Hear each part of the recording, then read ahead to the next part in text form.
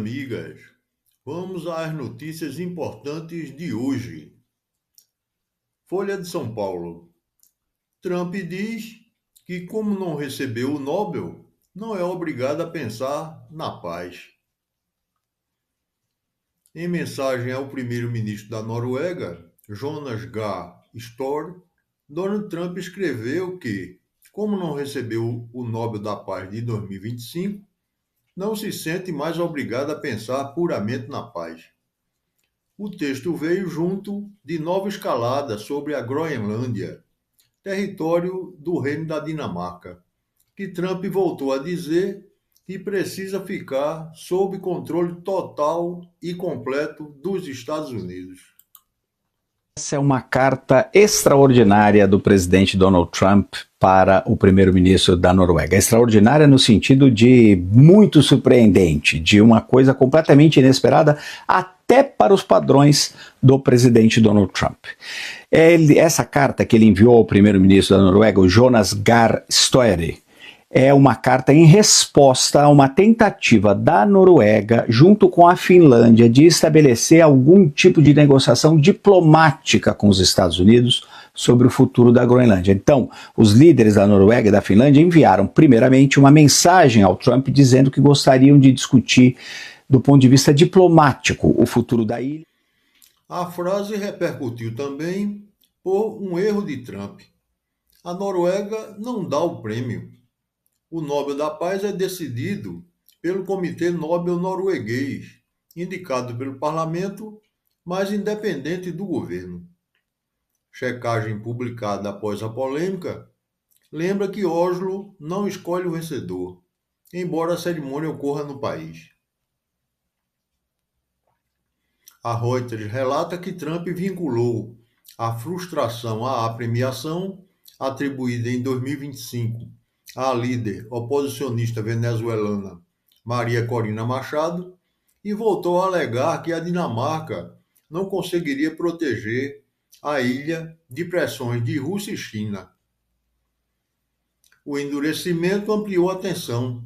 A União Europeia discute retaliações, inclusive tarifas, e o uso de seu instrumento anticoerção, enquanto líderes tentam abrir canais de diálogo em Davos. Trump também ameaçou novas tarifas a países europeus a partir de 1º de fevereiro. Para analistas, o episódio mistura vaidade e geopolítica. Ao tratar o Nobel como condição moral para buscar a paz, Trump desloca o debate do mérito do prêmio para a pressão sobre aliados e aumenta a percepção de imprevisibilidade nas negociações. Para Copenhague e Nuuk, a soberania não está em negociação e deve seguir o direito internacional. Notícia importante do Estadão. PGR é acionada para avaliar possível suspensão de Toffoli. A Procuradoria-Geral da República foi acionada por parlamentares da oposição para avaliar se há motivos para questionar a imparcialidade do ministro Dias Toffoli na relatoria do inquérito que apura supostas fraudes envolvendo o Banco Master. A representação, enviada ao Procurador-Geral Paulo Gonet, pede análise de possível conflito de interesses e eventual suspeição do magistrado. Mecanismo usado quando existem circunstâncias que possam comprometer a neutralidade do julgador.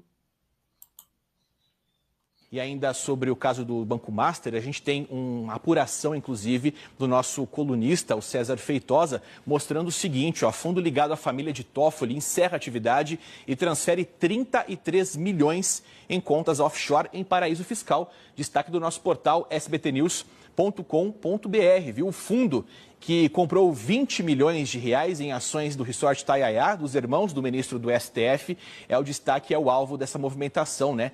Ele transferiu todos os ativos, então, que detinha para essa offshore das Ilhas Virgens Britânicas, onde proprietários não são conhecidos. O procedimento é bem semelhante àquele identificado pela Polícia Federal na investigação sobre o Banco Master, com supervalorização de ativos em curto período e a dificuldade para identificar o destinatário final, então, desse dinheiro. O ministro do STF e os familiares não enviaram uma resposta, né? Os detalhes você pode acompanhar no nosso portal sbtnews.com.br. Você, claro, vai acompanhando a apuração do César Feitosa, os desdobramentos desse assunto aqui com vocês. E Vitória, quero aproveitar que a Vitória está plugada com a gente para falar sobre mais um capítulo, digamos assim, ou mais um detalhe numa história bastante tumultuada e com várias pontas soltas. Pressão em cima, claro, do ministro Dias Toffoli pode ter um impacto, talvez no caso do Banco Master. Você acredita ou você tem apurado isso junto às suas fontes, desse movimento de pressão que já está existindo ou passaria a existir com mais intensidade nos bastidores? Pois é, Casagrande, principalmente por conta de questões como essa demonstrada por nossos colegas César Feitosa, Guilherme Seto, furaço dos nossos amigos, que mostram justamente que não só Dias Toffoli e a família dele tinha ligações com o fundo, um fundo que era abastecido ali e também tinha vinculação com o Banco Master, como eles pegaram o dinheiro desses fundos e rapidamente mandaram para uma offshore nas Ilhas Virgens Britânicas. Offshore, vamos lembrar, é quando os investimentos são feitos fora do país, principalmente em paraísos fiscais, onde a identificação do caminho do dinheiro fica ainda mais difícil.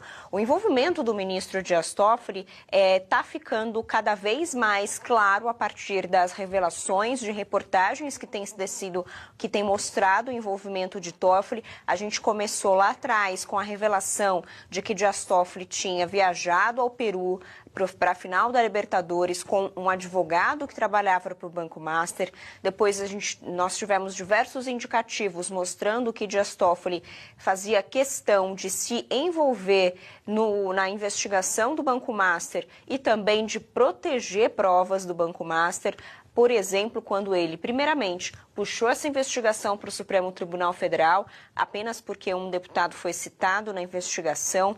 Depois, na última operação com recolhimento de provas, ele, primeiramente, queria custodiar essas provas, deixar lacrado no STF. Depois, ele aceitou mandar essas provas para a Procuradoria-Geral da República, com a condição de que apenas 4 investigadores da Polícia Federal tivessem acesso, ou seja, retirando a autonomia que a Polícia Federal poderia ter em cima das provas que ela mesma tinha apreendido.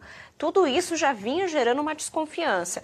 E agora essa revelação dos nossos colunistas César Feitosa e Guilherme Seto trazem ainda mais um ingrediente, mais um ponto mostrando o Dias Toffoli ligado a interesses do Banco Master. E isso vai aumentar a pressão sob o ministro, sem dúvida. E a gente destaca aqui que esse pedido feito pelo senador Eduardo Girão para que a Procuradoria-Geral da República se posicione pode acabar trazendo algum tipo de resposta.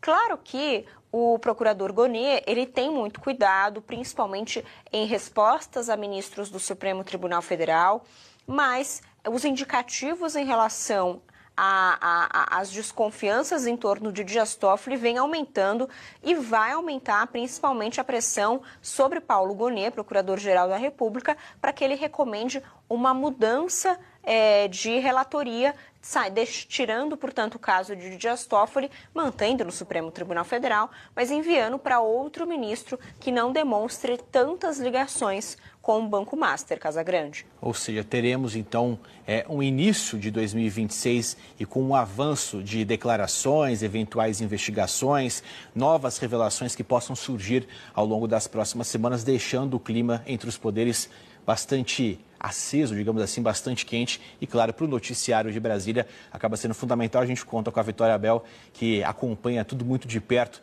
e traz sempre a análise dos fatos e a informação de bastidor. Até já, Vitória. A movimentação ocorre em meio ao aumento do desgaste político do caso.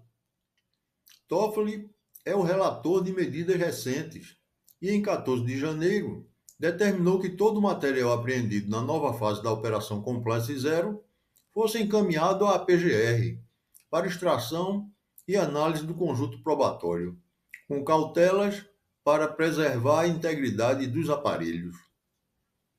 A mesma fase incluiu prisão temporária de investigado ligado ao controlador do banco e bloqueio bilionário de bens.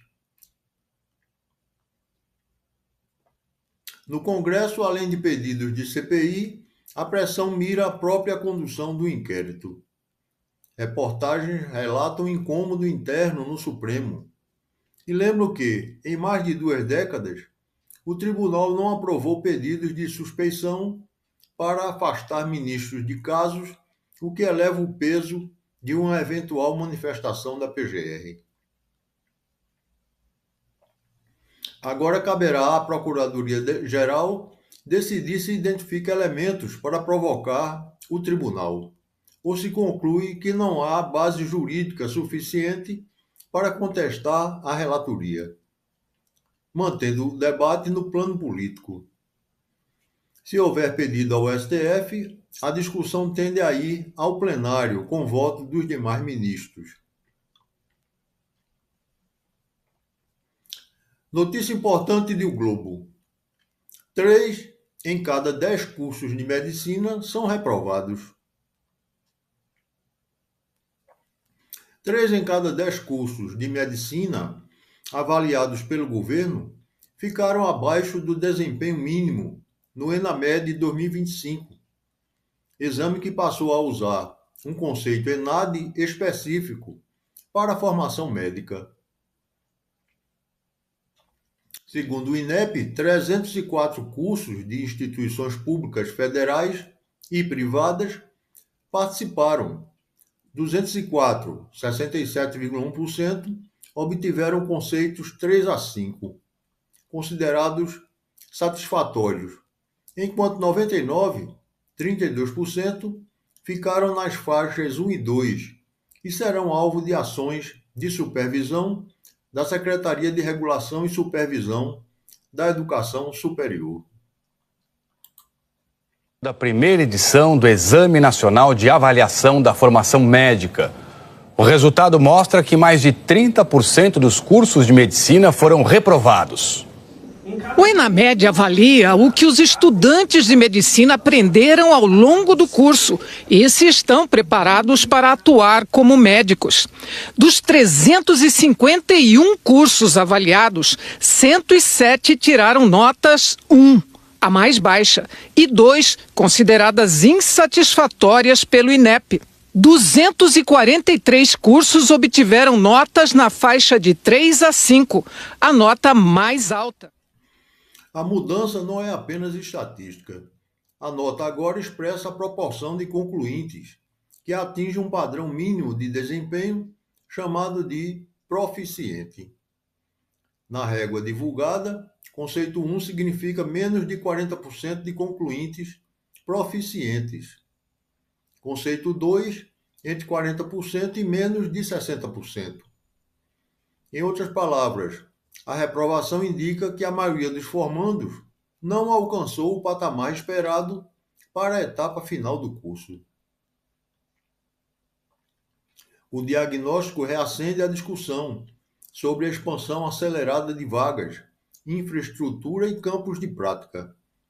Levantamentos na imprensa apontam concentração de cursos em alerta no norte, enquanto o sul aparece com menor proporção de avaliações insuficientes.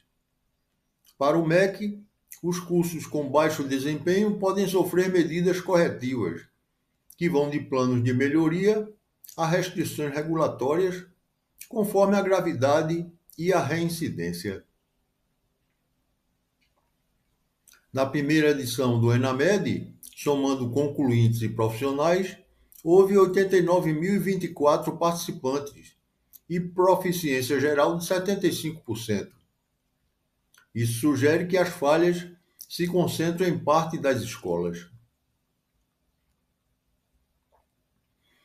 Até outra oportunidade, amigos e amigas.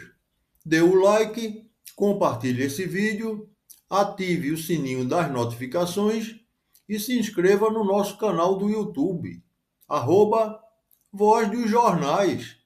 É de graça. E, por favor, compre-me um café. Se este conteúdo foi útil para você, considere apoiar o Voz dos Jornais com um Pix.